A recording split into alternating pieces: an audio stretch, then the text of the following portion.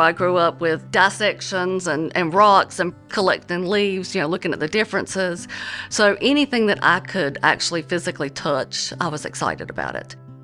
If we want kids to be our future scientists, we've got to do hands-on learning.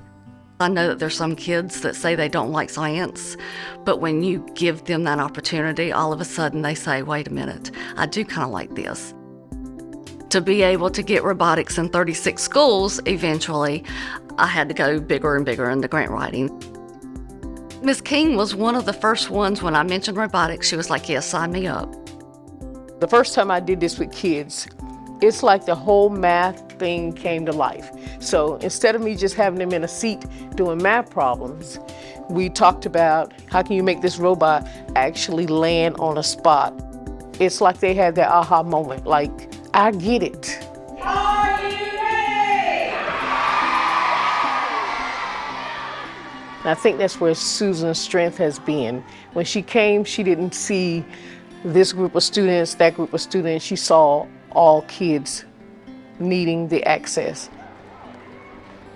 A lot of schools, a lot of districts, a lot of places across the state has been the haves and the have-nots. And I don't want anybody to leave the public schools of Robeson County and say, I didn't have the opportunity for that. She's actually been able to help us get a STEM van, and so that allows her to travel and literally have the science on wheels. She may go in a classroom and do a STEM lesson and model for the teacher at the same time so that students can really get excited about the science. I'm not here for me, I'm here for those 20-some thousand kids that come through here. I am here for the teachers, because if I can make a teacher better, then that in turn makes the students better. She's taught me to be a phenomenal science teacher. Anything I needed, drop of the hat, she was there to help and guide me. There's more science programs evolving around here, and the kids are able to do more hands-ons and participate. Now, when I pull up in the van, the kids know what it is. And they'll say, here's the STEM lady. Are you coming to my classroom today?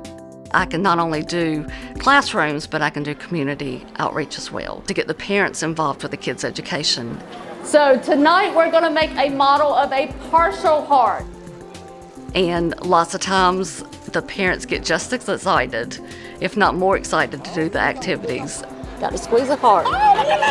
Then it goes from your atrium. But one of the things she's done is kind of like took a brush and painted it across the county to make sure all kids have access, and that's very important. If we don't provide access to all students, then they're not going to be able to compete in the workforce.